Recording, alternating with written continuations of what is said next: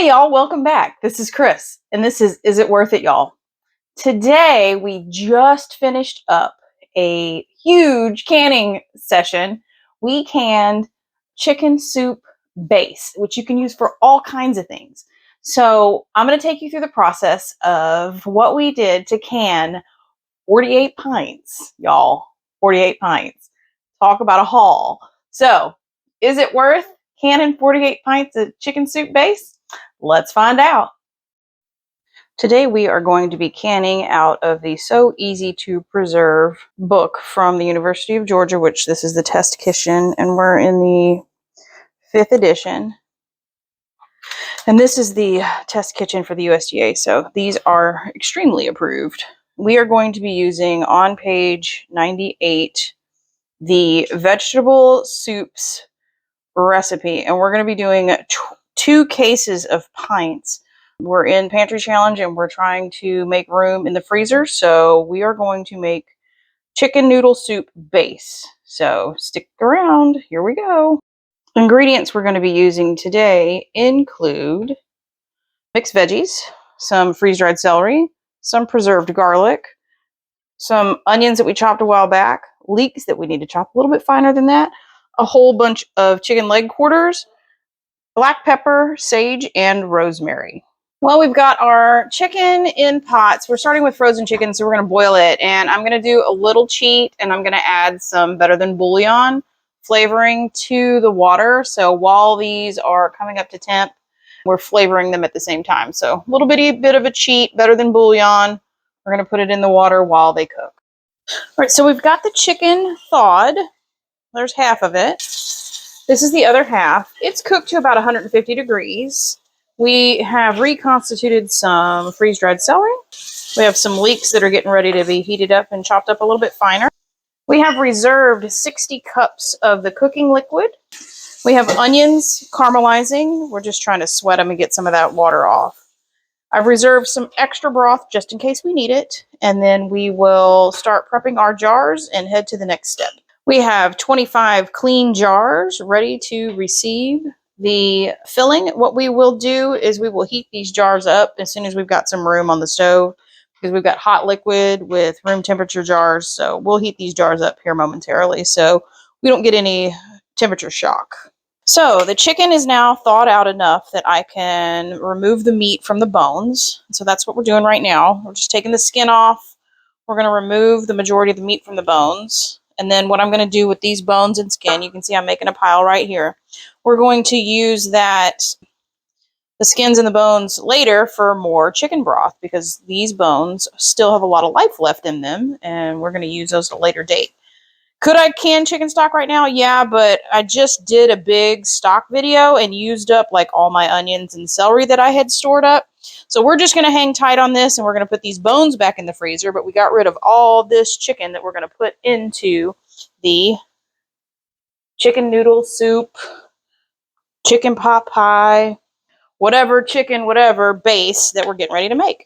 This is what 16 leg quarters looks like, separated. So this is all the meat that we got off of the bones. Now, like I said before, we're going to keep all these bones and all the skins. We're going to put these in a Ziploc bag and put them back in the freezer, because this is going to be perfect for the next round of stock we do. These are actually frozen mixed vegetables. So what we're going to do is we're going to warm these up. We're going to put them in some hot water and just drain them. That way we remove the chill so we don't shock our jars. All right, all of our vegetables in here. We've got mixed vegetables out of a frozen bag, so we're cleaning out the freezer still. Frozen chopped onions that we had made, and then some fresh celery that we purchased the other day. And the reconstituted freeze-dried celery's in there somewhere, but I can't find it now because it all looks the same. To our broth, we're going to add the sage, the black pepper, and the rosemary. We're going to let that steep for a little while we finish cutting up the chicken.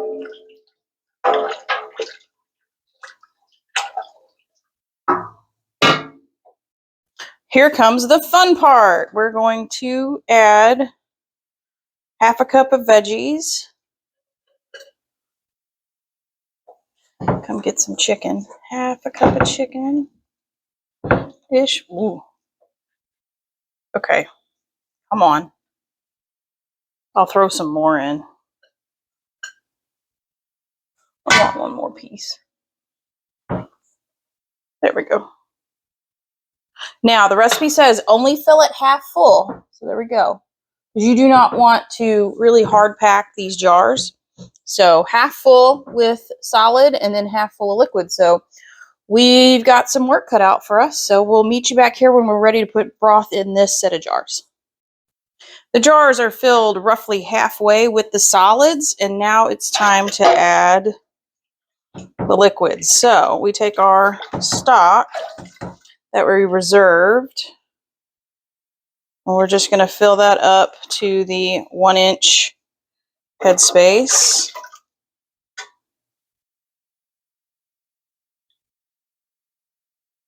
Perfect. We're going to do that for all the jars. Man, this stuff looks good. Smells good too. And the house is nice and warm when it's -7 outside. So we're going to keep filling these up, 1-inch headspace. We will have to debubble, so we'll get a chopstick out and move the product around. And we're going to do this about,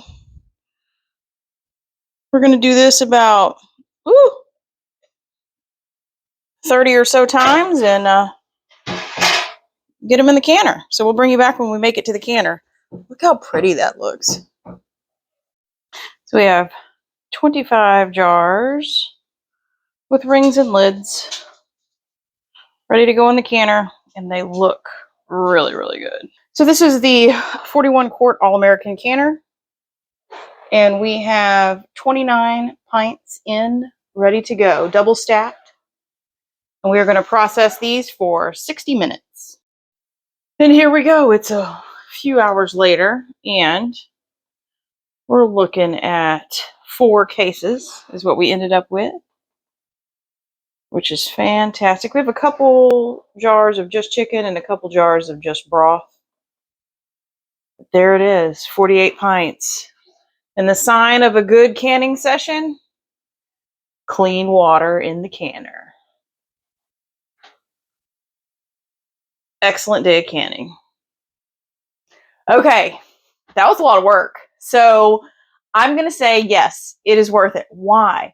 You can turn this base into so many things. Chicken pot pie, chicken and rice, chicken and dumplings, chicken noodle soup, just chicken soup. It is so versatile. I'm sure, drop it in the comments if you can think of other ways to use this, because that's why I didn't mind canning 48 pints of this stuff, because I have a feeling we're going to go through it pretty quick.